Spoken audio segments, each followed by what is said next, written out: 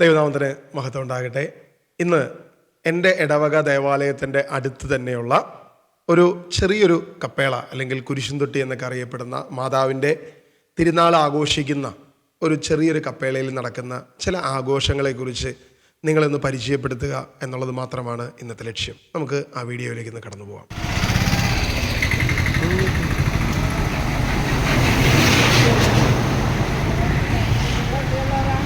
കിടങ്ങൂര്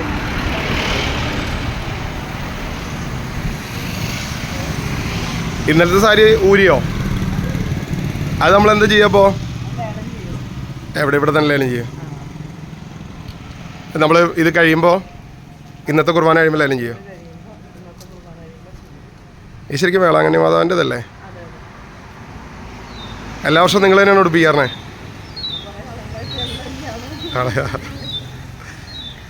സിസ്റ്റേഴ്സും അങ്ങനെ ഉടുപ്പിക്കാറൊന്നുമില്ല അല്ലേ? ആ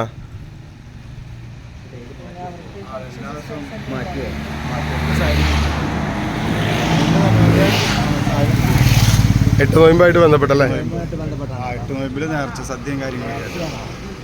ഈ കപ്പേളയിലെ വേളാങ്കണ്ണി മാതാവിൻ്റെ ഒരു തിരുനാളാണ് ആഘോഷിക്കുന്നത്. അല്ലെങ്കിൽ 8 നോമ്പ് ജന്മദിനം, മാതാവിൻ്റെ ജന്മദിനം വളരെ ആഘോഷപരമായിട്ട് നടത്തുന്ന ഒരു ചടങ്ങാണ് അവിടെ നടക്കാൻ പോകുന്നത്. അപ്പം അതിനു മുൻപ് സാരി ഉടുപ്പിക്കുന്ന ഒരു ചടങ്ങ്. 2 ചേച്ചിമാർ ആത്മാർത്ഥമായി സാരി ഉടുപ്പിക്കുന്നു. ഒരു ചേട്ടൻ ഞങ്ങൾക്ക് കുറച്ച് കാര്യങ്ങളൊക്കെ പരിചയപ്പെടുത്തുന്നു. ഇങ്ങനെ ഞാൻ അവരോട് പെർമിഷൻ ചോദിച്ചു, ഞാൻ വീഡിയോ എടുത്തോട്ടെ? ഓക്കെ, നിങ്ങളെടുത്തോ എന്ന് പറഞ്ഞിട്ടാണ് നമ്മൾ വീഡിയോ എടുത്ത് തുടങ്ങുന്നത്. അപ്പോൾ ആ സാരി ഉടുപ്പിച്ച് കഴിഞ്ഞിട്ട് എന്ത് ചെയ്യുമെന്ന് ചോദിക്കുമ്പോൾ അത് ലേലം ചെയ്യും. ഓക്കെ, സിസ്റ്റേഴ്സാണ്. പലപ്പോഴും ഞാൻ അതിൽ കടന്നു പോകുമ്പോൾ സിസ്റ്റേഴ്സാണ് ഉടുപ്പിക്കുന്നത് ഞാൻ കാണാറ്. അപ്പം ഞാൻ ഈ കഴിഞ്ഞ ദിവസം ഞാൻ ചെന്നപ്പം എനിക്കൊരു കൗതുകം തോന്നി. ഞാൻ കയറി വീഡിയോ ഷൂട്ട് ചെയ്ത് ഞാൻ തന്നെ ചോദിച്ചു, സിസ്റ്റേഴ്സ് ഉടുപ്പിക്കാൻ ഇപ്പോൾ വരാറില്ലേ? അപ്പോൾ അവർ പറഞ്ഞു വരാറുണ്ട്, ഇടയ്ക്ക് വരും. ഇന്നലെ സിസ്റ്റേഴ്സ് ഉണ്ടായിരുന്നു, ഇന്ന് ഇല്ല, ഇന്ന് ഞങ്ങളാണ് ഉടുപ്പിക്കുന്നത് എന്നാണ് അവർ പറഞ്ഞത്. ഇനി അവരുടുപ്പിക്കുന്ന രീതികളും ചില ചോദ്യങ്ങളൊക്കെ ഞാൻ ചോദിക്കുന്നുണ്ട്. അതിന് നിങ്ങൾക്ക് തന്നെ അതിൻ്റെ മറുപടികളെല്ലാം കേൾക്കാം. ഇന്നലെ തുടങ്ങി ഇതിപ്പോൾ സാരി ആരോ വാങ്ങിച്ചുകൊണ്ടിരുന്നാരാ? നിയോഗമായിട്ട്. അതിന് നമ്മൾ വില അങ്ങനെ പറയണ്ട, അത് ഇഷ്ടമുള്ളത് അതിൻ്റെ വില കിട്ടുമോ ലേലം ചെയ്താ? ഈ ലേലം ചെയ്ത് കൊണ്ടുപോകുന്ന ആളുകൾ അവർ ഉപയോഗിക്കുമോ അത്? സാരി കൊടുക്കും?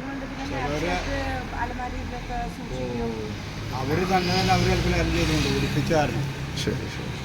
ഇത് ഈ രൂപം നമ്മൾ എഴുന്നള്ളിക്കാറുണ്ടോ? പ്രദർശനമൊന്നുമില്ല. ഇതിപ്പോൾ ഈ കപ്പള വേളാങ്കണ്ണി മാതാവിൻ്റെ പേരിലാണോ ഇത്? ഈ ഒരു കരുതി ചെയ്തോ? ധൈര്യമായിട്ട് ചെയ്തോ?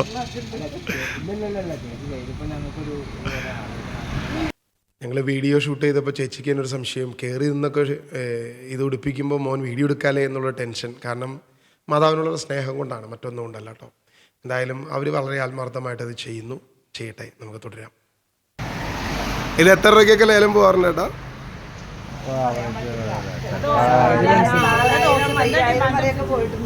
സാരി നോക്കിയിട്ട് ആൾക്കാർ വിളിക്കുന്നു. അങ്ങനെയാണത് ഇവിടെ വർഷം കുറേ. ഈ സ്ഥലത്തിന്റെ പേര് മൂപ്പൻകവല.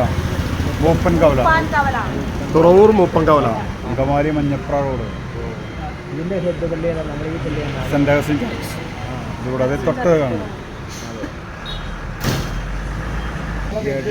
മാറി മാറി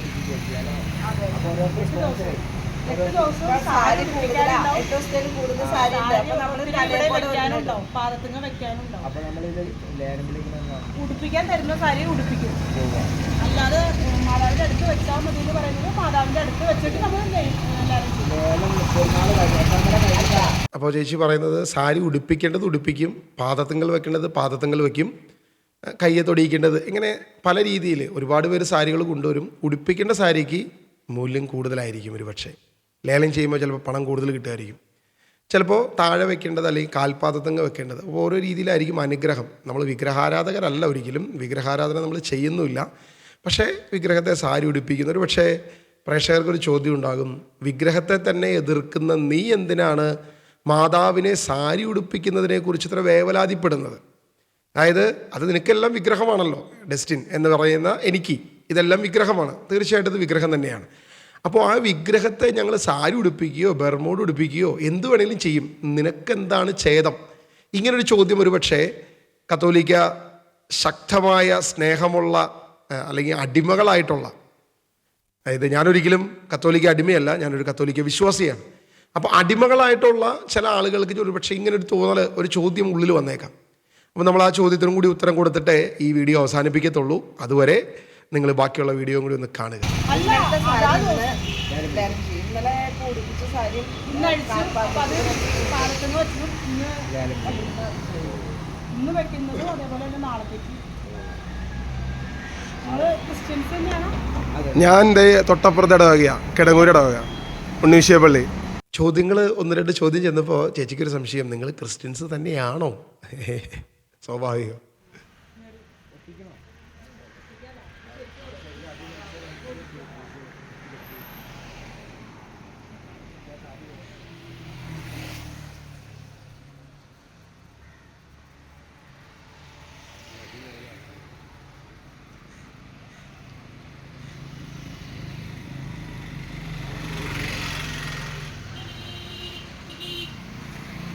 നമ്മളിപ്പോൾ ഈ പല കളറ് സാരി ഉടുപ്പിക്കുന്നത്, ശരിക്കും നമ്മളിപ്പോൾ വെളിപാട് പുസ്തകത്തിൽ ബൈബിളിൽ പറയുന്നൊരു സംഭവം ഉണ്ടല്ലോ, സൂര്യനെ ഉടയാടിയാക്കിയൊരു സ്ത്രീ, അവളുടെ പാദങ്ങളിൽ നക്ഷത്രം എന്ന് പറഞ്ഞിട്ടുള്ളത്. ആ ഒരു കൺസെപ്റ്റിലുള്ള മാതാവിൻ്റെ രൂപങ്ങളെല്ലാം ഉണ്ടാക്കുന്നത്. അത് ആകാശത്തിൻ്റെ വെള്ള നീലയുള്ള മാതാവിൻ്റെ എല്ലാ കളറും. എന്തുകൊണ്ടായിരിക്കും വേളാങ്കണ്ണി മാതാവ് മാത്രം സ്വർണ്ണ കളറ്? തമിഴ് ചൊവ്വ ഉള്ളതുകൊണ്ടാണ്, തമിഴില് അങ്ങനെയാണല്ലോ. അപ്പൊ ശരിക്കും ഓരോ സ്ഥലങ്ങളിലെ ആളുകളുടെ ഇഷ്ടാനുസരിച്ച് ഇഷ്ടവും മനോഭാവം അനുസരിച്ചിട്ട് വ്യത്യാസം. ട്രെൻഡ് അനുസരിച്ചിട്ട് കളറ് മാറി മാറി മാറി പാവം മാതാവിനെ നമ്മൾ ട്രെൻഡാക്കി. മാറ്റം എല്ലാവർക്കും അനിവാര്യമാണ്, അല്ലാതെ അവർക്ക് മാത്രമല്ല. പക്ഷെ അവിടെ കൂടുതൽ നീല സാരികളൊക്കെ കൊടുക്കുന്നത് എല്ലാവർക്കും മാറ്റം അനിവാര്യമാണ്. അല്ലെങ്കിൽ ഇന്നത്തെ കാലത്ത് പിടിച്ചിട്ടപ്പ ചേച്ചി പറഞ്ഞ അഭിപ്രായം എനിക്ക് ഭയങ്കര ഇഷ്ടപ്പെട്ടു. മാറ്റം എല്ലാവർക്കും അനിവാര്യമാണ്. മാതാവ് മാറേണ്ട രീതിയിൽ മാറിക്കോണം. കാലഘട്ടത്തിനനുസരിച്ച് മാതാവും ട്രെൻഡ് അനുസരിച്ച് മാതാവ് മാറണം, അല്ലെ പിടിച്ചു നിൽക്കാൻ പറ്റത്തില്ല. എനിക്ക് ആ അഭിപ്രായം ഭയങ്കരമായിട്ട് ഇഷ്ടപ്പെട്ടു. കാരണം മാതാവിൻ്റെ കാര്യം മാതാവ് തന്നെ നോക്കണം. ഞങ്ങൾ ട്രെൻഡ് അനുസരിച്ച് കാര്യങ്ങൾ മാറ്റും. അപ്പം മാതാവിന് പിടിച്ചു നിൽക്കണമെങ്കിൽ, അല്ലെ ഔസേപ്പ് പിതാവ് ചിലപ്പോൾ കയറി വരും കുറച്ചുകൂടി, മാതാവ് കുറച്ച് താഴെ പോവും. അല്ലെങ്കിൽ ഈ ഉദാസിലേക്ക് കുറച്ച് ഉയരത്തിലേക്ക് സെൻറ്റ് ആൻ്റണിയോ ആരെങ്കിലുമൊക്കെ കുറച്ചുകൂടി മുകളിലോട്ട് പോകും. ഞങ്ങൾ വിഗ്രഹാരാധകരല്ല, ഞങ്ങൾ വിശുദ്ധരെ ആരാധിക്കുന്നില്ല. പക്ഷെ ട്രെൻഡ് അനുസരിച്ച് ഞങ്ങൾ കുറച്ച് കാര്യങ്ങളൊക്കെ ഇങ്ങനെ ചെയ്യും. അപ്പോൾ പിടിച്ച് നിൽക്കണം, നമുക്ക് വേറെ വഴിയില്ല. പിടിച്ച് നിൽക്കാൻ വേണ്ടിയിട്ടുള്ള ഒരു തന്ത്രപ്പാടാണ് ഇതെല്ലാം എന്ന രീതിയിലാണ് ഒരു പക്ഷേ ആ ചേച്ചിയുടെ അറിവുറവായിരിക്കും. എന്നാലും ഞാൻ ആ ചേച്ചിയോട് ചോദിച്ചൊരു ചോദ്യം വളരെ കോമൺ ആയിട്ടൊരു ക്വസ്റ്റ്യനാണ്. അതായത് വെളിപാട് പുസ്തകം 12-ാം അധ്യായത്തിൽ നമ്മളെല്ലാം ബൈബിൾ വായിക്കുമ്പോൾ പലരും ഇത് മാതാവയാണ് എന്ന് പറഞ്ഞ് ഒരു കാലം മുഴുവൻ വിശ്വാസികളെ തെറ്റിദ്ധരിപ്പിച്ച് വെച്ചിരിക്കുന്ന ഒരു കാര്യമാണ് വെളിപാട് 12 മാതാവാണ്. ഒരിക്കലും വെളിപാട് 12 മാതാവിനെ കുറിച്ചല്ല പറയുന്നത്. അത് വിശദമായി വായിച്ചു നോക്കിയാൽ സഭയുടെ പഠനം പോലും അത് മാതാവ് എന്നല്ല. ഞാനതിന് മറ്റൊരു വീഡിയോ ചെയ്തിട്ടുണ്ട്. സഭയുടെ ഔദ്യോഗികമായ പഠനം പോലും അത് മാതാവ് എന്നല്ല എന്ന പഠനം കൃത്യമായി ഞാൻ പുസ്തകങ്ങൾ വെച്ചിട്ട് മറ്റൊരു വീഡിയോ ചെയ്തിട്ടുണ്ട്. നിങ്ങൾക്ക് വേണമെങ്കിൽ അത് പോയി പരിശോധിക്കാം. ഇവിടെ സ്വർഗത്തിൽ വലിയൊരു അടയാളം കാണപ്പെട്ടു. സൂര്യനെ ഉടയാടയാക്കിയ ഒരു സ്ത്രീ, അവളുടെ പാദങ്ങളിൽ ചന്ദ്രൻ, ശിരസിൽ 12 നക്ഷത്രങ്ങൾ കൊണ്ടുള്ള കിരീടം, അവൾ ഗർഭിണിയായിരുന്നു, പ്രസവവേദനയിൽ. ഈ വാക്യം എല്ലാം വെച്ചിട്ടാണ് മാതാവിൻ്റെ എല്ലാ സ്വരൂപങ്ങളും ഉണ്ടാക്കുക. സ്വരൂപം അല്ലെങ്കിൽ വിഗ്രഹം എന്തുവാകട്ടെ, ഈ ചിത്രങ്ങൾ വരയ്ക്കുമ്പോൾ ഇവിടെ എല്ലാം മാതാവിനെ വെള്ളയും നീലയുമാണ് വസ്ത്രധാരണം. നമുക്കറിയാം, വെള്ള ഗൗൺ, അതുപോലെ നീല ഷോള്. പലപ്പോഴും നമ്മുടെ പ്രാർത്ഥനകളിലൊക്കെ, കത്തോലിക്ക സഭയുടെ പ്രാർത്ഥനകളിലൊക്കെ മാതാവേ, പരിശുദ്ധ മാതാവേ, കന്യാമറിയമേ, നിന്റെ നീല കാപ്പ കൊണ്ട് തന്നെ പൊതിയണമേ എന്നൊക്കെ പറഞ്ഞുള്ള ഒരുപാട് പ്രാർത്ഥനകളൊക്കെ നമുക്കറിയാം.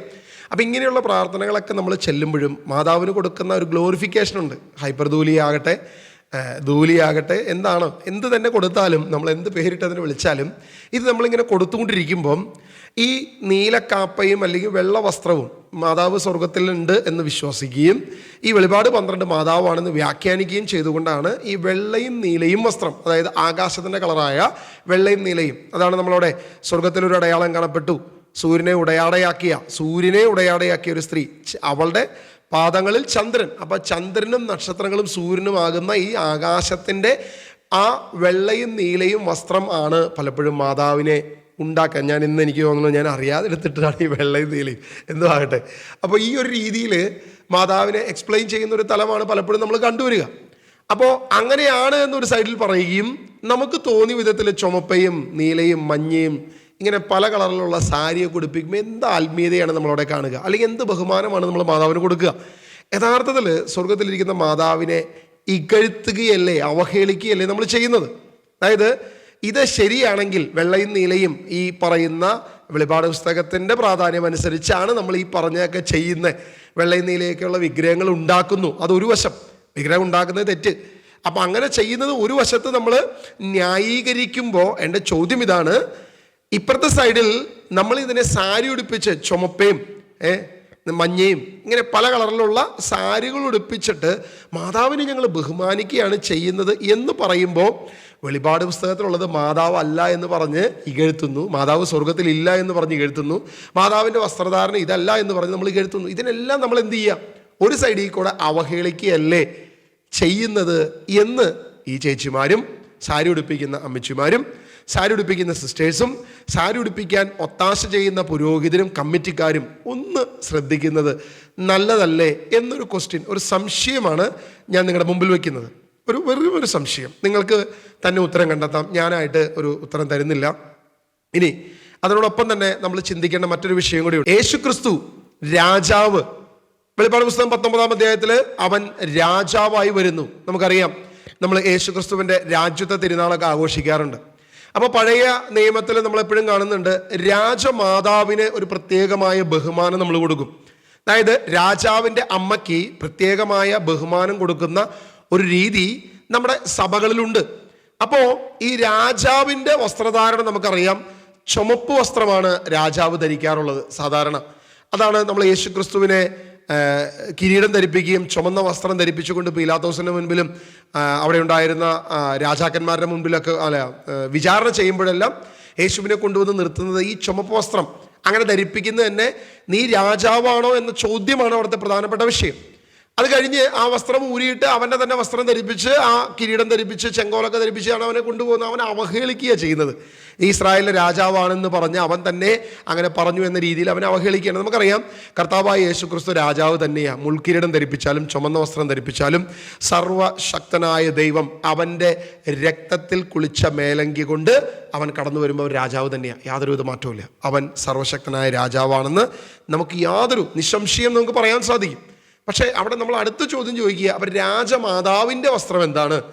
പഴയ റോമൻ രീതിയിലുള്ള രാജാക്കന്മാർ ചുമന്ന വസ്ത്രം ധരിക്കുന്നത് കൊണ്ടാണ് യേശുവിനെ അങ്ങനെ ധരിപ്പിച്ച വെളിപ്പാട് പുസ്തകത്തിൽ അവൻ ചുമന്ന മേലങ്കി അണിഞ്ഞ് തന്നെയാണ് വരുന്നത് എന്ന് നമ്മൾ കാണുകയാണ്. അതേ രാജാവിൻ്റെ അമ്മ, രാജമാതാവ് എന്ന് പറഞ്ഞ് നമ്മൾ ബഹുമാനിക്കുന്ന ആ അമ്മയ്ക്ക് അക്കാലത്തുണ്ടായിരുന്ന അതേ രാജമാതാക്കന്മാരുടെ വസ്ത്രധാരണം വെള്ളയും നീലയും നമ്മൾ പരിശോധിച്ചാൽ അറിയാൻ പറ്റും. ചരിത്രം പഠിച്ചാൽ മതി. അപ്പോൾ വെള്ളയും നീലയും ആ വസ്ത്രമാണ് മാതാവിനെ പലപ്പോഴും ധരിപ്പിക്കുക. ആ പശ്ചാത്തലമാണ് നമ്മൾ പറഞ്ഞു വെക്കുക. എന്നിട്ട് നേരെ തിരിച്ചിപ്പുറത്ത് നമ്മൾ അങ്ങനെയൊന്നുമല്ല, വെള്ളനീലയൊക്കെ നിനക്ക് ഇഷ്ടം പോലെ, ഞങ്ങൾ ട്രെൻഡ് അനുസരിച്ച് മുന്നോട്ട് പോവുകയാണെന്ന് പറയുമ്പോൾ, ഞങ്ങൾ കാലത്തിനനുസരിച്ച് ഞങ്ങൾ മുന്നോട്ട് പോവുകയാണ്, അതനുസരിച്ച് ഞങ്ങൾ മുന്നോട്ട് ചരിക്കുകയാണെന്ന് പറയുമ്പോൾ യഥാർത്ഥത്തിൽ മാതാവിനെ ബഹുമാനിക്കുകയാണോ ഇകഴ്ത്തുകയാണോ? രാജമാതാവിനെ നമ്മൾ എന്ത് ചെയ്യുക? സ്വർഗത്തിലിരിക്കുന്നു എന്ന് പറയുന്ന രാജമാതാവിനെ നമ്മൾ ഇകഴ്ത്തുകയാണ് ചെയ്യുന്നത്, ബഹുമാനിക്കുകയല്ല, അപമാനിക്കുകയാണ് ചെയ്യുന്നത്. മാത്രമല്ല ഇത് നമ്മൾ ഡയറക്റ്റ്ലി രാജമാതാവിനെ അപമാനിക്കുകയും ഇകഴ്ത്തുകയും ചെയ്യുമ്പോൾ ഇൻഡയറക്റ്റ്ലി യേശുക്രിസ്തുവിൻ്റെ രാജ്യത്വത്തെ നിങ്ങൾ അവഹേളിക്കുകയല്ലേ ചെയ്യുന്നത്. യേശു ഈ ഭൂമിയിൽ വന്നപ്പോൾ ഈ ഭൂമിയിൽ വരാൻ യേശു ഉപയോഗിച്ച ആ ഗർഭപാത്രത്തെ നമ്മൾ അവഹേളിക്കുന്നതോടൊപ്പം തന്നെ നമ്മൾ യേശുവിൻ്റെ രാജ്യത്വത്തെയും യഥാർത്ഥത്തിൽ അവഹേളിക്കുകയല്ലേ ചെയ്യുന്നത് എന്നൊരു ചോദ്യം കൂടി ഞാൻ നിങ്ങളുടെ മുമ്പിൽ വയ്ക്കുക. ഒരു ചിന്ത മാത്രമാണ് ഞാൻ വെക്കുന്നത്. ഓക്കെ, ബാക്കിയുള്ള വീഡിയോ കൂടി നമ്മൾ കണ്ടിട്ട് തുടർന്നുള്ള കാര്യം കൂടി നമുക്ക് ചർച്ച ചെയ്യാം. പക്ഷെ അവിടെ ഒരു പ്രശ്നമുണ്ട്. നമ്മളിപ്പം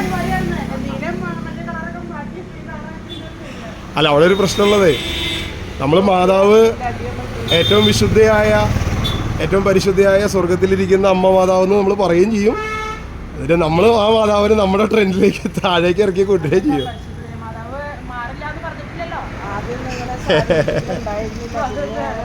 മാതാവ് മാറില്ല എന്ന് പറഞ്ഞിട്ടില്ലല്ലോ, മാറ്റം എല്ലാവർക്കും അനിവാര്യമാണെന്നേ. ഒരു സംശയം ചോദിക്കട്ടെ, നിങ്ങളിപ്പോൾ എത്ര വർഷമായി സാരി ഉടുപ്പിക്കാൻ തുടങ്ങിയിട്ട്? ഈ 5-8 വർഷമായിട്ട് അനുഗ്രഹമല്ലോ ഉള്ളൂ. ഒത്തിരി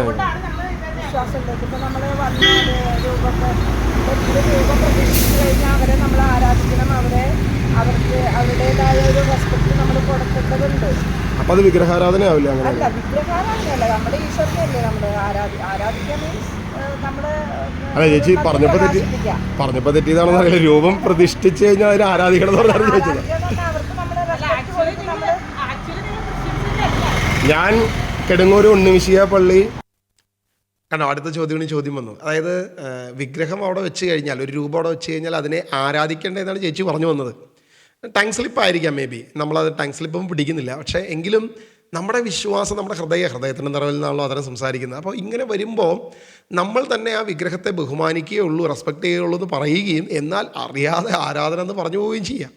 ഇനി അത് കഴിഞ്ഞിട്ട് ചേച്ചി ഞാൻ ഈ ചോദ്യം എടുത്തു ചോദിച്ചു, അപ്പോൾ അത് വിഗ്രഹാരാധനയാകത്തില്ലേ എന്ന് ചോദിച്ചു കഴിഞ്ഞപ്പം ആരാധിക്കുകയാണല്ലോ എന്ന് പറഞ്ഞപ്പോൾ വിഗ്രഹാരാധനയാകത്തില്ലെന്ന് ചോദിച്ചപ്പോൾ അത് വിഗ്രഹാരാധനയല്ല, ഞങ്ങളിടുന്നത് പാൻ്റല്ല നിക്കറാണ്, നിക്കർ മതി. പക്ഷേ പറയുമ്പോൾ പ്രതലത്തിൽ അല്ലെങ്കിൽ പ്രകടമായി നിങ്ങൾക്ക് പാൻ്റായി തോന്നിയേക്കാം, അല്ലെങ്കിൽ എന്നാലത് അങ്ങനെയല്ല എന്ന് നിങ്ങൾ മനസ്സിലാക്കേണ്ടതുണ്ട് എന്നുള്ളതാണ്. അപ്പോൾ ചേച്ചി എടുത്തു കഴിയുക, ആക്ച്വലി നിങ്ങൾ ക്രിസ്ത്യാനികൾ തന്നെയല്ലേ? കാരണം ക്രിസ്ത്യാനികൾ ബൈബിൾ വെച്ച് ചോദിക്കാൻ പാടില്ല, പെന്തക്കോസ്തക്കാരെ ചോദിക്കാൻ പാടുള്ളൂ. പ്രത്യേകിച്ച് കത്തോലിക്കർ നിങ്ങൾ ബൈബിൾ യൂസ് ചെയ്തിട്ട് ഒരു ചോദ്യം ചോദിക്കാൻ പാടില്ല. ഇനി 1-2 ചോദ്യം കൂടി ചേച്ചിയുടെ വരുന്നുണ്ട്, നമുക്ക് അതുകൂടി നമ്മുടെ പള്ളിയായിട്ട് കൂടുതൽ അറ്റാച്ച് ആയി കഴിഞ്ഞാൽ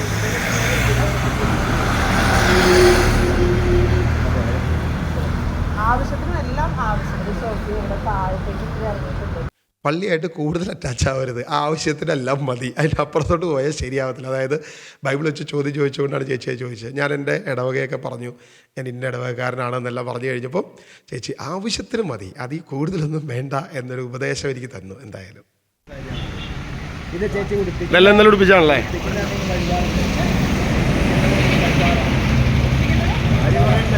ആ ഓ വരുമ്പോൾ കുറേ വരും. ഇതെല്ലാം പുതിയ സാരി ആയിരിക്കുമോ? നിങ്ങൾ ഈ സാരി ഉടുപ്പിച്ച മാതാവിനെ നിങ്ങളൊന്ന് നോക്കുക. സത്യത്തിൽ എന്തായിട്ടാണ് നമുക്ക് തോന്നുന്നത്? മാതാവിനെ നമ്മൾ ഹൃദയത്തിൽ കാണുന്ന ഒരു ചിന്തയുണ്ടല്ലോ, യേശുവിൻ്റെ അമ്മ മാതാവ്, അതൊരു യഹൂദ സ്ത്രീ ആയിരുന്നു സ്വാഭാവികമായിട്ടും. ആ യഹൂദ സ്ത്രീയെ നമ്മൾ ഇന്ന് കാണുന്ന കേരളത്തിലെ ഏതോ ദേവിയുടെയോ ഏതോ കാളിയുടെയോ ഒക്കെ രൂപത്തിലേക്ക് നമ്മൾ കൊണ്ടുവരുമ്പോൾ നമ്മൾ എത്രത്തോളം മതബന്ധിച്ചു പോകുന്നു എന്നുള്ളത് നമ്മളൊന്ന് ചിന്തിക്കേണ്ടതുണ്ട്. നമ്മുടെ പൂർവിക പാരമ്പര്യം നമ്മളൊന്ന് പരിശോധിക്കണം. കാരണം കേരളത്തിലേക്ക് ആദ്യമായിട്ട് വാസ്കോഡഗാമ വരുമ്പോൾ കോഴിക്കോട് അദ്ദേഹം കണ്ടത് ക്രിസ്ത്യാനികളെയാണ് എന്ന് അവർ തെറ്റിദ്ധരിച്ചു. അത് അദ്ദേഹം സേവ്യർ കൂടപ്പുഴച്ചൻ അദ്ദേഹത്തിൻ്റെ ഭാരത സഭാ ചരിത്രം ആ പുസ്തകം ഇവിടെയുണ്ട്. ആ പുസ്തകത്തിൽ വ്യക്തമായിട്ട് അദ്ദേഹം എഴുതിയിരിക്കുന്നൊരു കാര്യം, താൻ കണ്ടത് ക്രിസ്ത്യാനികളെയാണ് എന്ന് വാസ്കോഡഗാമ തെറ്റിദ്ധരിക്കാനുള്ള കാരണം അദ്ദേഹം കണ്ടത് ശരിക്കും പറഞ്ഞൊരു കാളിയുടെ വിഗ്രഹമാണ് കണ്ടത്. അദ്ദേഹത്തിന് എന്തുമാകാമായിരുന്നു. അങ്ങനെ വിഗ്രഹ രീതിയിൽ വന്നിരുന്ന പോർച്ചുഗീസുകാരനായ അവിടെ നിന്ന് വന്ന വാസ്കോഡഗാമയ്ക്ക് ഇവിടെ കണ്ട കാളിയെ കണ്ടപ്പോൾ അത് മാതാവാണെന്ന് തെറ്റിദ്ധരിക്കാൻ പോലും അത്രത്തോളം ഒരു ചിന്താഗതിയായിരുന്നു അദ്ദേഹത്തിൻ്റെ. പക്ഷെ അദ്ദേഹത്തിന് പിന്നെ മനസ്സിലായി, ഞാൻ കണ്ടത് മാതാവിനെ അല്ല, അല്ലെങ്കിൽ ക്രിസ്ത്യാനികളെ അല്ല. ക്രിസ്ത്യാനികൾ അന്ന് കൊച്ചിയിലും മറ്റ് സ്ഥലങ്ങളുമാണ്, മലബാറിലുണ്ട്, ഇല്ല എന്നല്ല. പക്ഷേ അദ്ദേഹം കണ്ടത് ക്രിസ്ത്യാനികളെ അല്ല എന്ന് അദ്ദേഹത്തിന് പിന്നീടാണ്, 2ാമത്തെ വരവിലാണ് മനസ്സിലായത്. അപ്പോൾ നമ്മൾ ചിന്തിച്ചു നോക്കുക, ഇന്ന് നമ്മൾ മാതാവിനെ ഇതുപോലെ ചുമന്നതും പട്ടൊക്കെ ഉടുപ്പിച്ച് ഇങ്ങനെ നിർത്തുമ്പം സ്വർഗത്തിലിരിക്കുന്നു എന്ന് പറയുന്ന മാതാവിനെ ഇന്ന് നമ്മൾ കാണുന്ന ഈ കാളി വിഗ്രഹത്തിൻ്റെയോ അല്ലെങ്കിൽ ദേവി വിഗ്രഹത്തിൻ്റെയോ അല്ലെങ്കിൽ ദുർഗാദേവി, ഇങ്ങനെ ഞാൻ അവരൊന്നും മോശമാണെന്നല്ല, അല്ലെങ്കിൽ അവരുടെ സ്റ്റാൻഡേർഡിലേക്ക് ആ രീതിയിലേക്ക് നമ്മൾ കൊണ്ടുപോവുകയല്ലേ, അത് തന്നെ ഒരു അനുകരണമല്ലേ? നമുക്ക് അങ്ങനെ നമ്മുടെ മാതാവിനെ കാണാൻ പറ്റുന്നുണ്ടോ? ഒരു പരിധിവരെ കൊരട്ടിമുത്തിയൊക്കെ അങ്ങനെ കണ്ടതുകൊണ്ടല്ലേ മുത്തി ശപിച്ചു, അതുകൊണ്ട് അവന് വയറുവേദന വന്നു എന്ന രീതിയിലേക്ക് നമ്മൾ ചിന്തിച്ചു വെച്ചത്. ഇങ്ങനെ സ്നേഹിക്കാത്ത മാതാവാണോ നമ്മുടെ യേശുവിൻ്റെ അമ്മ മാതാവ്? അവൻ പറയുന്നത് ചെയ്യുവനെന്ന് പറഞ്ഞ് അവരുടെ പ്രശ്നങ്ങളിൽ ഇടപെടുന്ന മാതാവല്ലേ? നമ്മൾ വാഗൊണ്ട് പല രീതിയിലും മാതാവിനെ ഗ്ലോറിഫൈ ചെയ്യുകയും എന്നാൽ പ്രവൃത്തി കൊണ്ട് മാതാവിനെ എഴുത്തുകയല്ലേ ചെയ്യുന്നത്. സത്യത്തിൽ ആരാണ് മാതാവിനെ അപമാനിക്കുന്നത്?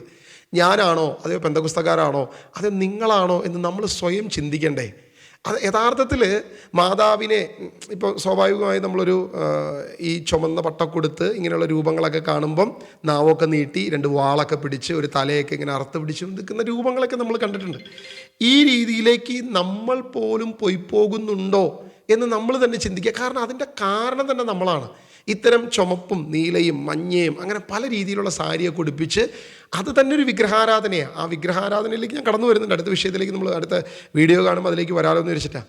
ഇങ്ങനെ നമ്മൾ മാതാവിനെ ഇകഴ്ത്തുകയല്ലേ യഥാർത്ഥത്തിൽ ചെയ്യുന്നത് എന്ന് നമ്മൾ സ്വയം ഒന്ന് ചിന്തിച്ചാൽ മതി. നമുക്ക് ബാക്കിയുള്ള വീഡിയോ കൂടി കണ്ട് നമുക്ക് വിശകലനം ചെയ്യാം. പോകുന്നത് മാതാവിനെ ഇന്ന് ഉടുപ്പിച്ചിട്ടുള്ള സാരിയും അതുപോലെ തന്നെ മാതാവിനെ ധരിപ്പിച്ചിട്ടുള്ള മനോഹരമായ ആ കൊന്തയും മാത്രമാണ്. രണ്ട് സാധനങ്ങൾ മാത്രമേ ഇന്ന് ലേലം ചെയ്യാനുള്ളൂ. ഒന്ന് മാതാവിനെ ഉടുപ്പിച്ചിരിക്കുന്ന സാരി, മറ്റൊന്ന് മാതാവിനെ ധരിപ്പിച്ചിട്ടുള്ള കൊന്ത. നമുക്ക് സമയമുണ്ട്. മാതാവിനെ എങ്ങനെ കുടിപ്പിച്ചിരുത്തി ഒരുപാട് പേര് പോയി അനുഗ്രഹം വാങ്ങിച്ച് തൊട്ടുമുത്തി സ്വരൂപത്തെ വണങ്ങി, ഇതൊക്കെ നമ്മൾ വിഗ്രഹാരാധന തന്നെയായിട്ട് മനസ്സിലാക്കാൻ പറ്റും. കാരണം പ്രകടമായി നമ്മൾ നോക്കിക്കഴിഞ്ഞാൽ ഹൈന്ദവ ദേവാലയങ്ങളിൽ നടക്കുന്നതും അവരുടെ ടെമ്പിളുകളിലായിട്ട് എല്ലാ അവരുടെ നടക്കുന്നതും നമ്മുടെ നടക്കുന്നതും തമ്മിൽ യാതൊരു വ്യത്യാസമില്ല. പ്രകടമായി ഒരു വ്യത്യാസമില്ല. പേര് വേണമെങ്കിൽ നമുക്ക് മാറ്റി വിളിക്കാം, നമ്മുടെ വിഗ്രഹമല്ല സ്വരൂപമാണെന്ന്, അവരുടെ വിഗ്രഹമാണെന്ന് നമുക്ക് പറയാം. പക്ഷെ നടക്കുന്ന പ്രവൃത്തി, പ്രാക്ടിക്കൽ സൈഡ്, ഇതാരും ചിന്തിക്കുന്നില്ല. പ്രാക്ടിക്കൽ സൈഡിൽ രണ്ടും ഒന്ന് തന്നെയാണ്, ഒരു വ്യത്യാസമില്ല. നമ്മൾ എത്ര ന്യായീകരിച്ചാലും നമുക്ക് നടക്കത്തില്ല. കാരണം അവരവിടെ തൊട്ടുമുത്തുന്നു, നമ്മളും തൊട്ടുമുത്തുന്നു. അതിൽ നിന്നും എന്തോ തൊട്ടുമുത്തുമ്പോൾ എന്തോ ഒരു അനുഗ്രഹം കിട്ടുന്നു എന്ന് വിചാരിക്കുക. ഇനി കൊന്ത ലേലം ചെയ്യുക, നിങ്ങൾ ഈ ലേലം ഒന്ന് ശ്രദ്ധിക്കുക കേട്ടോ. കൊന്ത ലേലം ചെയ്യുക, രണ്ട് തരത്തിലുള്ള കൊന്തയാണ്. ഒരേ കൊന്ത ഒരേ കടയിൽ നിന്ന് വാങ്ങിച്ച് രണ്ട് കൊന്തയുടെ വില നിങ്ങളൊന്ന് ശ്രദ്ധിച്ച് കേൾക്കുന്നത് നല്ലതാണ്. 250 രൂപ മാതാവിന് നേർച്ചയായിട്ട് കിട്ടിയ കൊന്ത തന്നെയാണ്. 250 രൂപ. ഈ ക്യൂവിൽ നിൽക്കുന്നവർക്കും വിളിക്കാട്ടോ, പന്തലിലുള്ളവർക്കും വിളിക്കാം. 250 രൂപ. ആരെങ്കിലും 300 രൂപ. 300 രൂപ.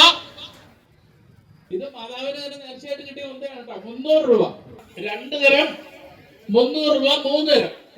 മാതാവിന് നേർച്ചയായി കിട്ടിയ നല്ല അതിമനോഹരമായ ഒരു സാരി കൂടി നമുക്ക് ലേലം ചെയ്യാനുണ്ട്. നല്ല സാരിയാണ്. 500 രൂപ. 600 രൂപ. 650 രൂപ. 750 രൂപ. 750 രൂപ. 800 രൂപ. 800 രൂപ. 800 രൂപ, 3 തരം.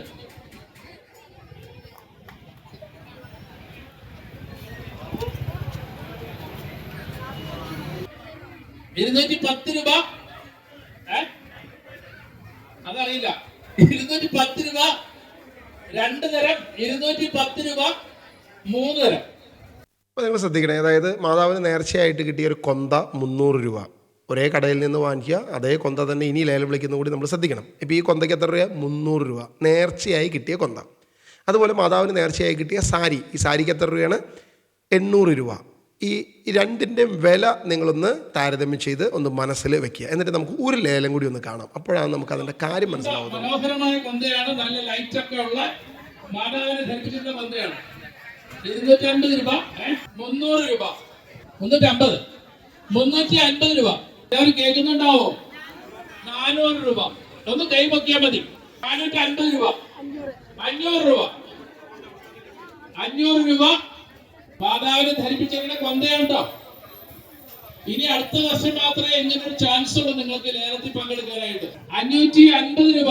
ഈ മാതാവിന്റെ തിരുസ്വരൂപം വണങ്ങുന്നതിനും നേർച്ചയിടുന്നതിനുമുള്ള ആ തിരക്ക് ഒന്ന് ശ്രദ്ധിക്കുക എല്ലാവരും. 750 രൂപ. 850 രൂപ. 850 രൂപ. 850 രൂപ.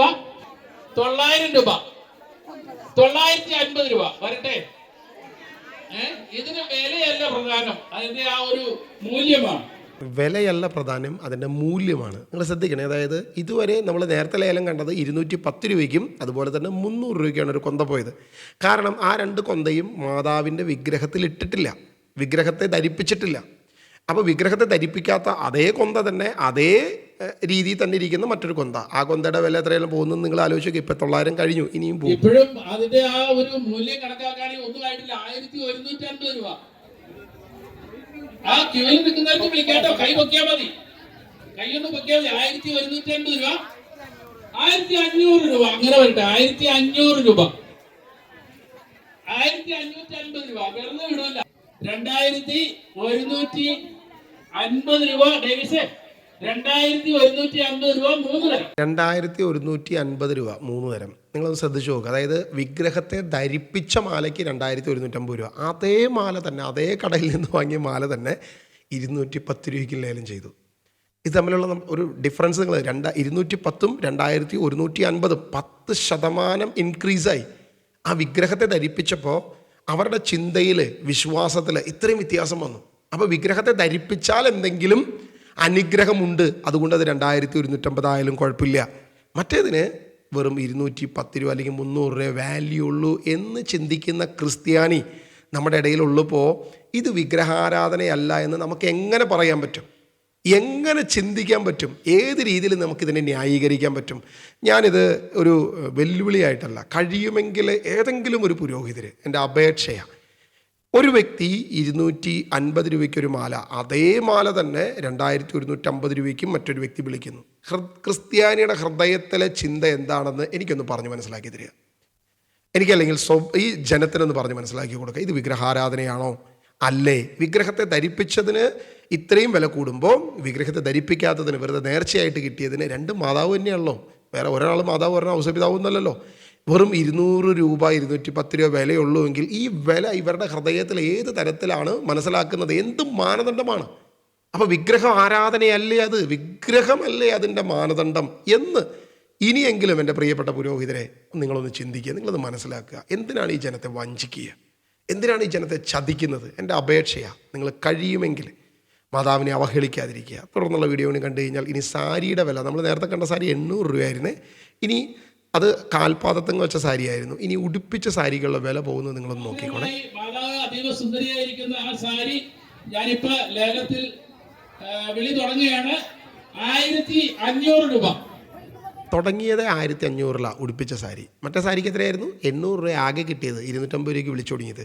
ഇത് തുടങ്ങിയത് 1500. കാരണം വിളിക്കുന്നവൻ അറിയാം ഉടുപ്പിച്ച സാരിക്ക് മൂല്യം കൂടുതലാണ്. അദ്ദേഹം തന്നെ വാഗുകൊണ്ട് പറയുന്നുണ്ട്. 50 രൂപ, 1600 രൂപ, 1700 രൂപ, 2000 രൂപ. ആരെ കൈവക്കെ? വിളിച്ചാണ് കൈവക്കെ. ഓക്കെ, 2000 രൂപ. മാതാവിനെ ഇന്ന് ധരിപ്പിച്ച സാരിയാണ്. 15000 രൂപയ്ക്കൊക്കെ സാരി വിളിച്ചു പോയിട്ടുണ്ട്. അതുകൊണ്ട് ഇതിപ്പോ 2000 ആയിട്ടുള്ളൂ.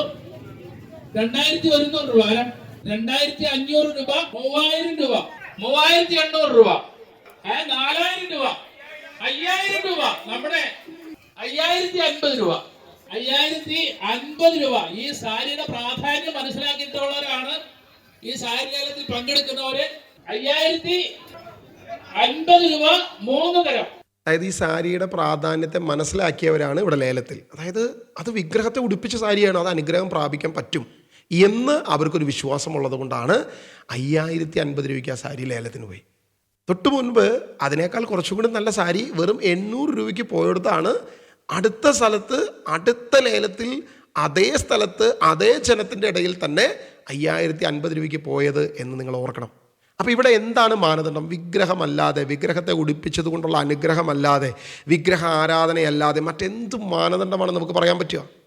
വെറും 300 രൂപയുടെ കൊന്തയ്ക്ക് 300 രൂപ ഒരു തലം വിളിച്ചതിന് അതേ സെയിം കൊന്ത തന്നെ 2150 വിളിച്ച അതേ സ്ഥലത്ത് 800 രൂപയ്ക്ക് വിളിച്ച ഒരു സാരി, ഉടുപ്പിച്ച സാരി വന്നപ്പോൾ അതിന് പ്രാധാന്യം കൂടി, അതിൻ്റെ മൂല്യം കൂടി. അതിൻ്റെ മൂല്യം എങ്ങനെ കൂടി? വിഗ്രഹത്തെ ഉടുപ്പിച്ചതാണ്. അപ്പോൾ മൂല്യം നേരെ 5050 കടന്നു വന്നിരിക്കുന്നു. നിങ്ങളൊന്ന് ആലോചിച്ച് നോക്കുക, എത്രത്തോളം വിഗ്രഹാരാധനയുടെ മ്ലേച്ഛ തരമാണ് നമ്മൾ ഈ കാണുന്നത്. നിങ്ങൾ എങ്ങനെയാണ് ഇതിനെ ന്യായീകരിക്കുന്നത്? എൻ്റെ എളിയ ഒരു സംശയമാണ്, ചോദ്യമാണ്. നിങ്ങൾക്ക് എങ്ങനെ ഇതിനെ ന്യായീകരിക്കാൻ പറ്റും? ഞാൻ എന്തായാലും സ്വന്തം ഇടവക തന്നെ പറഞ്ഞുകൊണ്ടാണ് ഇപ്പോൾ മുന്നോട്ട് പോകുന്നത്. നിങ്ങൾക്ക് എന്നെ എതിർക്കാം, ഏതൊക്കെ രീതിയിൽ വേണമെങ്കിലും ആക്രമിക്കാം, ഇനി പള്ളിയിൽ നിന്ന് പുറത്താക്കണമെങ്കിൽ പുറത്താക്കാം, എന്തൊക്കെ അവഹേളനം വേണമെങ്കിൽ നടത്താം. പക്ഷേ ഇവിടെ ഒന്നും ഞാൻ പിന്മാറാൻ തയ്യാറല്ല. നിങ്ങൾ ശ്രദ്ധിക്കുക, ജനത്തെ വഞ്ചിക്കുന്ന ഈ കാപട്യത്തെ, ദൈവത്തെ ഓർത്ത് നിങ്ങൾ ഇനിയെങ്കിലും നിർത്തുക. ഇത്തരം തിന്മകളെ അവഹേളിക്കുന്ന ഈ ചേച്ചിമാരെ പാവം നിങ്ങൾ എന്തിനാ പറ്റിക്കുന്നത്? ഈ വിഗ്രഹാരാധന തന്നെയല്ലേ നിങ്ങൾ നടത്തുന്നത്? വിഗ്രഹാരാധനയ്ക്ക് കൊടപിടിക്കുകയല്ലേ നിങ്ങൾ ചെയ്യുന്നത്? ആ വിഗ്രഹത്തെ സാരി ഉടുപ്പിച്ച് അതിനെ ബഹുമാനിക്കുകയല്ല, അപമാനിക്കുകയല്ലേ നിങ്ങൾ ചെയ്യുന്നത്? ഇനിയും ചോദ്യമുണ്ട് എൻ്റെ മുമ്പിൽ. ഇനിയുമുള്ള ചോദ്യം, അടുത്ത ചോദ്യം എൻ്റെ ഇതാണ്. അതായത് ഇനി ഈ സാരി 5050 രൂപയ്ക്ക് നമ്മുടെ റോസി ചേച്ചിയോ എൽസി ചേച്ചിയോ ഏതെങ്കിലും ചേച്ചിമാർ ലേലം വിളിച്ച് കൊണ്ടുപോയെന്ന് വയ്ക്കുക. എൻ്റെ ചോദ്യം ഇതാ, സ്വർഗത്തിലിരിക്കുന്ന യേശുവിൻ്റെ അമ്മ മാതാവിൻ്റെ അതേ രീതിയിൽ കാണാൻ കഴിയാവുന്ന ഏത് റോസി ചേച്ചിയുണ്ട് നമ്മുടെ ഇടയിൽ? ഏത് എൽസി ചേച്ചിയുണ്ട്? എത്ര നല്ല ഹൃദയ മനോഭാവമുള്ള ചേച്ചിമാർ നമ്മുടെ ഇടയിലുണ്ട്. വിശുദ്ധരുണ്ട്, ഇല്ല എന്നല്ല, നല്ല ആളുകളുണ്ട്, നല്ല സ്ത്രീകളുണ്ട്, ഇല്ല എന്നൊന്നും ഞാൻ പറയുന്നില്ല. പക്ഷേ യേശുവിൻ്റെ അമ്മ മാതാവിൻ്റെ അത്രയും ലാളിത്യവും എളിമയും വിമല ഹൃദയവും ഇതൊക്കെ ഉള്ള എത്ര റോസിയും എൽസിയും ഉണ്ട്. നാളെന്തായാലും 5500 രൂപയ്ക്ക് ഈ സാരി ലേലം വിളിച്ച റോസി ചേച്ചിയോ എൽസി ചേച്ചിയോ ഇതെടുത്തുകൊണ്ട് നമ്മുടെ ഐശ്വര്യറായൊക്കെ മറ്റേതിൽ വന്നോട്ട് അന്നനടയൊക്കെ നടന്ന് വരുമല്ലോ. അപ്പോൾ റോസി ചേച്ചിയുടെ ഉള്ളിലൊരു കാര്യമുണ്ട്. ഇന്നലെ വേളാങ്കണ്ണി മാതാവ് ഉടുത്ത സാരിയാണ് ഞാനീ ഉടുത്തിരിക്കുന്നത്. ഇന്ന് ജനം എന്നെ നോക്കുമ്പോൾ മറ്റൊരു വേളാങ്കണ്ണി മാതാവിൻ്റെ പോലെയാണ്. ഇതാ 5500 രൂപയുടെ വില. നമ്മൾ ആലോചിച്ച് നോക്കുക, ഞാൻ ചോദിക്കുന്നത്, ഒന്നുകിൽ നിങ്ങൾ റോസി ചേച്ചിയെയും എൽസി ചേച്ചിയെയും അപ്പ് ചെയ്ത് സ്വർഗത്തിൽ മാതാവിൻ്റെ തുല്യതയിലേക്ക് കൊണ്ടുവന്നു. അപ്പോൾ ഹൈപ്പർ ദൂലിയ നമുക്ക് പലർക്കും ചെയ്യേണ്ടി വരും. ലാത്രിയ ദൂലിയ, ഹൈപ്പർ ദൂലിയ, ഇതിപ്പോൾ വ്യത്യാസം വരുത്തേണ്ടി വരും എന്നുള്ളത് കൂടെ നമ്മളൊന്ന് മനസ്സിലാക്കേണ്ടി വരും. അല്ലെങ്കിൽ സ്വർഗത്തിലിരിക്കുന്ന മാതാവിനെ നമ്മൾ വലിച്ചഴിച്ച് താഴേക്ക് ഇറക്കി റോസി ചേച്ചിയുടെയും എൽസി ചേച്ചിയുടെയും മനോഭാവത്തിലേക്ക്, അതായത് കൊനിഷ്ഠവും പൗശന്യവും ഉള്ള, ഇന്നും അപ്പുറത്ത് നിൽക്കുന്നവരോടും മിണ്ടാത്ത, സ്വന്തം അനിയനോടും ചേച്ചിമാരോടും മിണ്ടാത്ത, വഴക്ക് പിടിക്കുന്ന, വിരോധവും വൈരാഗ്യവും വിദ്വേഷവും ഒക്കെ വെച്ചുകൊണ്ട് നടക്കുന്ന, ഈ ലേലം ചെയ്യുന്ന നമ്മുടെ ചേച്ചിമാരെ പോലെ മാതാവിനെ താഴോട്ടിറക്കി. നിങ്ങൾ മാതാവിനെ അപമാനിച്ചു, മാതാവിനെ അവഹേളിച്ചു. നമ്മൾ ആ മാതാവിൻ്റെ തുല്യതയെ അല്ലെങ്കിൽ മാതാവിൻ്റെ ആ ബഹുമാനത്തെ നിങ്ങൾ താഴോട്ടിറക്കുകയാണ് ചെയ്യുന്നത്. അല്ലെങ്കിൽ എൽസി ചേച്ചിയും റോസി ചേച്ചിയും സ്വർഗത്തിലേക്ക് തുല്യമാക്കി. അപ്പം അങ്ങനെയാണെങ്കിൽ ദൂലിയ അവർക്കും കൊടുക്കേണ്ടി വരും. ഇതും ഒരു പ്രശ്നമല്ലേ? അപ്പം നമ്മൾ ഇതൊക്കെ ഒരു സൈഡ് ന്യായീകരിച്ചുകൊണ്ട് പോകുന്നു. ഞാൻ എപ്പോഴും പറയുന്നൊരു കാര്യമുണ്ട്, നമ്മൾ ഈ പറയുന്ന കത്തോലിക്ക വിശ്വാസത്തിൽ നമ്മൾ പറയുന്ന പല കാര്യങ്ങളും കോൺട്രഡിക്ഷനാണ്. യാതൊരു വിധത്തിലും ഒന്നിനെ ന്യായീകരിക്കാൻ വേണ്ടി നമ്മളിവിടെ എങ്ങനെയെങ്കിലും മറച്ചു വെച്ച് എങ്ങനെയെങ്കിലും ഓട്ടയടച്ച് അതിനെ ന്യായീകരിച്ചു വയ്ക്കുക. പക്ഷെ തൊട്ടിപ്പുറത്ത് നമുക്ക് പാരയായിട്ട് വരുന്നേ, ഇപ്പുറത്തെ സൈഡിൽ നമുക്കത് പണിയായിട്ട് വരും. വിഗ്രഹത്തെ ന്യായീകരിക്കാൻ സ്വരൂപത്തെ വണങ്ങുന്ന CCCയിലെ നമ്മൾ കഴിഞ്ഞ ദിവസത്തെ ക്ലാസ്സിൽ നമ്മൾ കണ്ടു, നേരെ ഉൾട്ടയായിട്ട് ഇപ്പുറത്ത് തിരിച്ചടിക്കുക അത് മാവേലിയെ വണങ്ങുമ്പോൾ എന്ന് പറയുന്ന പോലെ തന്നെ മാതാവിനെ ബഹുമാനിക്കാൻ നമ്മൾ സാരി ഉടുപ്പിക്കുമ്പോൾ ഇപ്പുറത്ത് നമ്മൾ ചെയ്തു വെച്ചിരിക്കുന്ന സകലതും നമുക്ക് പണിയാവും. ഇത് നിങ്ങൾ ഇനിയെങ്കിലും ചിന്തിക്കണം. മാതാവിനെ ബഹുമാനിക്കുകയല്ല നിങ്ങൾ ചെയ്യുന്നത്, മാതാവിനെ അപമാനിക്കുകയാണ് ചെയ്യുന്നത്. ഇനി 5ാമത്തെ പോയിന്റ്, ഒരു കന്യാസ്ത്രീ പോലും നമ്മൾ എന്ത് ചെയ്യുന്നു? ഈ വസ്ത്രം, ഈ സാരി ഉടുപ്പിക്കുന്നു. സിസ്റ്റേഴ്സ്, നമ്മൾ സിസ്റ്റേഴ്സിനെ വളരെ ബഹുമാനത്തോടുകൂടി കാണുന്നു. സ്വർഗത്തിലെ മാതാവിനെ കൊടുക്കുന്ന അത്രയും ബഹുമാനമൊന്നും നമ്മൾ കൊടുക്കുന്നില്ലെങ്കിൽ നമ്മളെ ചർച്ചകളിൽ വരുന്ന ഏത് കോൺവെൻറ്റിൽ, എൻ്റെ FC കോൺവെൻറ്റാണ്, ഈ കോൺവെൻറ്റിലുള്ള സിസ്റ്റേഴ്സിനെ ഞാൻ എൻ്റെ പഠനകാലത്ത് മുഴുവൻ ഞാൻ റെസ്പെക്റ്റ് ചെയ്ത് ഇപ്പോഴും ഞാൻ റെസ്പെക്റ്റ് ചെയ്യുന്നു, ഒരു കുഴപ്പമില്ല. ഇങ്ങനെ റെസ്പെക്റ്റ് ചെയ്യുന്ന സിസ്റ്റേഴ്സ് നാളെ നമ്മൾ ആ വസ്ത്രം കാണുമ്പോഴാണല്ലോ അവർക്ക് റെസ്പെക്റ്റ് കൊടുക്കുന്നത്. സാധാരണ നമ്മുടെ അച്ഛന്മാർ നമുക്കറിയാം, ലോഹ ഇട്ടുകൊണ്ട് വരുമ്പോൾ അച്ഛനാണ് തിരിച്ചറിയും, അച്ഛന് റെസ്പെക്റ്റ് കൊടുക്കുകയും ചെയ്യും. ഒരു ബസ്സിൽ വെച്ച് കണ്ടാൽ നമ്മൾ എഴുന്നേറ്റ് വെക്കും, എവിടെ വെച്ച് ഒരു ട്രെയിൻ എവിടെയാണെങ്കിലും നമ്മൾ അവർക്ക് സീറ്റ് കൊടുക്കും. ആ സമയം നമ്മൾ മറ്റ് ഒരു പാസ്റ്റർ വന്നാൽ നമുക്കറിയില്ല ഇത് പാസ്റ്ററാണോ എന്നറിയത്തില്ല. അല്ലെങ്കിൽ ഒരു യാക്കോബായ പുരോഹിതൻ, അദ്ദേഹം ചിലപ്പോൾ സിവിൽ ഡ്രസ്സിലായിരിക്കും വരുന്നത്, പാൻറ് ഷർട്ടായിരിക്കും, അദ്ദേഹം പുരോഹിതനാണെന്ന് നമുക്കറിയത്തില്ല. ഒരാൾ എഴുന്നൂറ്റി കൊടുക്കാൻ പറ്റുന്നില്ല. ചിലപ്പോൾ ഹിന്ദു വിശ്വാസി പോലും ഒരു അച്ഛൻ, ഒരു കത്തോലിക്ക പുരോഹിതൻ അദ്ദേഹത്തിൻ്റെ ലോഹയിൽ വന്നാൽ, അല്ലെങ്കിൽ ഒരു സിസ്റ്റേഴ്സ് അവരുടെ ഡ്രസ്സിൽ വന്നാൽ എഴുന്നേറ്റ് കൊടുക്കും. കാരണം എന്താ? അവർക്ക് കൊടുക്കുന്ന ബഹുമാന സൂചകമാണത്. ആ വസ്ത്രത്തിനൊരു ബഹുമാനമുണ്ട്, ആ ഡ്രസ് കോഡിനൊരു ബഹുമാനമുണ്ട്, കളറിന്, അവരെടുത്തിരിക്കുന്ന രീതിക്ക്, അവർ വെച്ചിരിക്കുന്ന അവരുടെ വ്രതങ്ങളാണത് പലപ്പോഴും സൂചിപ്പിക്കുക. തലയിലിടുന്ന ആ തലപ്പാവ് അവരുടെ വ്രതത്തെ സൂചിപ്പിക്കുന്നത്, അവരുടെ മുടി മുറിക്കുന്ന അവരുടെ വ്രതത്തെ സൂചിപ്പിക്കുന്നത്. ഇതെല്ലാം അവരുടെ സന്യാസത്തെ, വ്രതത്തെ എല്ലാം സൂചിപ്പിച്ചുകൊണ്ട് പോകുമ്പോൾ തന്നെ നമ്മൾ ചിന്തിച്ചു നോക്കുക, ഒരു കന്യാസ്ത്രീ, ഒരു സിസ്റ്റർ നാളെ ബർമൂഡയും അല്ലെങ്കിൽ ബിക്കിനിയൊക്കെ ഇട്ടുകൊണ്ട് വന്നാൽ നിങ്ങൾ എത്ര പേര് അതിനെ ബഹുമാനിക്കും? നിങ്ങൾ എത്ര പേര് അതിനെ ബഹുമാനിക്കും? നിങ്ങൾ തന്നെ പറ. ബർമൂഡ് ഇട്ടുകൊണ്ട് വന്നാൽ ബഹുമാനിക്കുന്ന എത്ര പേര് നമ്മുടെ ഇടയിലുണ്ട്? ഒരു സിസ്റ്റർ നാളെ ഒരു ജീൻസും ടോപ്പും ഇട്ടുകൊണ്ട് വരും. അല്ലെങ്കിൽ നമ്മൾ ഇന്നിപ്പോൾ പള്ളികളിൽ കാണുന്ന പോലെ, ഞാൻ ഡ്രസ് കോഡിനെ ഒന്നും ഞാൻ എതിർക്കുന്നില്ല കേട്ടോ. എന്ത് ഡ്രസ് കോഡ് അവനവന് കംഫർട്ടബിൾ ആയിട്ടുള്ള എന്ത് ഡ്രസ്സും ഇടാം, എനിക്ക് അതിനകത്തൊന്നും എതിർപ്പില്ല. പക്ഷേ ഇങ്ങനത്തെ ഒരു ഡ്രസ്സ് ഒരു കന്യാസ്ത്രീ ഇട്ടുകൊണ്ട് വരികയാണെങ്കിൽ നിങ്ങൾ എങ്ങനെയായിരിക്കും അതിനെ അനുകൂലിക്കുകയോ അതിനെ കൈയടിക്കുകയോ? നാളെ വിശുദ്ധ കുർബാന തരാൻ വരുന്ന ഒരു സിസ്റ്റർ ഈ ഡ്രസ്സ് ഇട്ടുകൊണ്ട്, ഒരു ബർമൂഡ് ഇട്ടുകൊണ്ട് വന്നിട്ട് നിങ്ങൾക്ക് തന്നു കഴിഞ്ഞാൽ നിങ്ങൾ അതിനെ അംഗീകരിക്കുമോ? അതിനെ അംഗീകരിക്കാൻ നിങ്ങൾക്ക് കഴിയുന്നില്ലെങ്കിൽ, അതിനെ നിങ്ങൾക്ക് എതിർക്കാനാണ് നിങ്ങൾക്ക് പറ്റുന്നതെങ്കിൽ, അല്ലെങ്കിൽ അത് നിങ്ങൾക്ക് വൈകാരികമായി വലിയ വേദന ഉണ്ടാക്കുന്നുവെങ്കിൽ, യേശുവിൻ്റെ അമ്മ മാതാവിനെ, സ്വർഗത്തിലിരിക്കുന്നു എന്ന് പറയുന്ന മാതാവിനെ സാരി ഉടുപ്പിക്കുന്നില്ല, നിങ്ങൾക്ക് എന്താണ് അത് ബഹുമാനമാകുന്നത്? ഇത് രണ്ടും ഒറ്റ കാറ്റഗറി അല്ലേ? ആ വസ്ത്രത്തിനൊരു ബഹുമാനമില്ലേ? അല്ലെങ്കിൽ വെള്ളയും നീലയും വസ്ത്രം നമ്മൾ കൊടുക്കുമ്പോൾ അതിനൊരു ബഹുമാനമില്ലേ? അതിന് ചാരക്കളറിൽ നമ്മുടെ VP അച്ഛൻ മാറ്റി അതിനെയും കുറേ എണ്ണം പൊക്കി പിടിച്ചുകൊണ്ട് കിടക്കുക, ചാരക്കളറിലാക്കി കഴിഞ്ഞപ്പോൾ നമുക്കൊരു പ്രശ്നമില്ല. ഇപ്പോഴത്തെ നമ്മൾ ചുമപ്പൊടിപ്പിക്കുന്നു, നീലൊടിപ്പിക്കുന്നു, മഞ്ഞൊടിപ്പിക്കുന്നു, എന്തൊടിപ്പിച്ചാലും നമുക്കിതൊക്കെ സന്തോഷമുള്ള കാര്യമാണ്. നമ്മളിങ്ങനെ ബഹുമാനം വാരി വെതറിക്കൊണ്ടിരിക്കുക, വാരി വെതറി കൊടുത്തുകൊണ്ടിരിക്കുക. സത്യത്തിൽ നിങ്ങൾ ബഹുമാനിക്കുകയാണോ അപമാനിക്കുകയാണോ ചെയ്യുന്നത്? ഇനിയെങ്കിലും നിങ്ങൾ തിരിച്ചറിയുക, നമ്മൾ ബഹുമാനിക്കുകയല്ല അപമാനിക്കുകയാണ് ചെയ്യുന്നത് യേശുവിൻ്റെ അമ്മ മാതാവിനെ. ഒരു സിസ്റ്റർ എടുക്കുന്ന അവരുടെ വസ്ത്രത്തെ നിങ്ങൾ അവഹേളിക്കുന്നത് നിങ്ങളുടെ ഹൃദയത്തിൽ വേദന ഉണ്ടാക്കുന്നെങ്കിൽ ഇതും നിങ്ങൾക്ക് വേദന ഉണ്ടാക്കണം. യേശുവിൻ്റെ അമ്മ മാതാവിനെ സാരി ഉടുപ്പിക്കുന്ന ഈ തലവ് നിങ്ങൾ അപമാനിക്കുക ചെയ്യുന്നത്. എന്നെ സംബന്ധിച്ചിടത്തോളം എല്ലാം വിഗ്രഹം തന്നെയാണ്. നിങ്ങൾ വിഗ്രഹത്തെ ബർമൂടിടിക്കുകയോ, വിഗ്രഹത്തെ തലപ്പാവ് കെട്ടിക്കുകയോ, വിഗ്രഹത്തെ തല്ലിപ്പൊട്ടിക്കുകയോ, വിഗ്രഹത്തെ തലയെ ചുവന്ന് കൊണ്ടുവരികയോ, കെട്ടിപ്പിടിക്കുകയോ, ഉമ്മ വയ്ക്കുകയോ, സാരി ഉടുപ്പിക്കുകയോ, സാരി ലേലം ചെയ്യുകയോ, 5000 വയ്ക്കുകയോ, 10000 വയ്ക്കുകയോ, ലക്ഷക്കണക്കിന് രൂപയ്ക്ക് നിങ്ങൾ പണം ഉണ്ടാക്കി എന്ത് വേണമെങ്കിലും ചെയ്തു. പക്ഷെ എന്നെ സംബന്ധിച്ച് അതൊന്നും ഒരു പ്രശ്നമല്ല. കാരണം ഞാൻ അതിനെല്ലാം വിഗ്രഹമായിട്ടാണ് കാണുന്നത്. ആ വിഗ്രഹ ആരാധന തന്നെയായിട്ടാണ് കാണുന്നത്. പക്ഷേ ഈ ജനത്തെ വഞ്ചിക്കുന്ന, മാതാവിനെ അപമാനിക്കുന്ന ഈ ഒരു പ്രവൃത്തി ഇനിയെങ്കിലും നിർത്തണമെന്നുള്ളത് കൊണ്ടാണ് മാതാവിനെ സാരി ഉടുപ്പിക്കുന്ന കാര്യത്തിൽ ഞാൻ എതിർക്കുന്നത്. അത് വിഗ്രഹാരാധന തന്നെയാണ്, ജനത്തെ ചൂഷണം ചെയ്യുക തന്നെയാണ് ചെയ്യുന്നത്.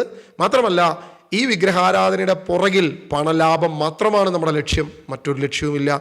ജനത്തെ വഞ്ചിക്കുന്ന ഈ പാപം, ഈ തിന്മ ഇനിയെങ്കിലും നമ്മൾ ഉപേക്ഷിക്കാൻ തയ്യാറാകണം. പാവപ്പെട്ട വിശ്വാസികളെ, ചേച്ചിമാർ രണ്ടുപേരും പറഞ്ഞു ഞങ്ങൾക്ക് അനുഗ്രഹം മാത്രമേ ഉള്ളൂ. സത്യത്തിൽ അനുഗ്രഹം, ക്രിസ്തുവിൽ നിന്ന് ലഭിക്കുന്ന അനുഗ്രഹം എന്താണെന്ന് അവർക്ക് ഇപ്പോഴും തിരിച്ചറിഞ്ഞിട്ടില്ല. അതുകൊണ്ട് അവർ പറഞ്ഞത് എല്ലാം ഒരു ലിമിറ്റ് വെച്ച് മതി, ഒരുപാട് എടുക്കാൻ പോകണ്ട. ഞങ്ങൾക്ക് തൂമ്പ കൊണ്ട് കിട്ടുന്ന ഈ അനുഗ്രഹം, നിത്യജീവൻ എന്താണെന്ന് അവർ അറിയത്ത് പോലുമില്ല. എന്തിനാണ് നമ്മൾ ഈ വിശ്വാസികളെ വഞ്ചിക്കുന്നത്? ദൈവത്തെ ഓർത്ത് പ്രിയപ്പെട്ട പുരോഹിതരെ, നിങ്ങൾ ഇനിയെങ്കിലും സത്യം വിളിച്ചു പറയാൻ തയ്യാറാകണം.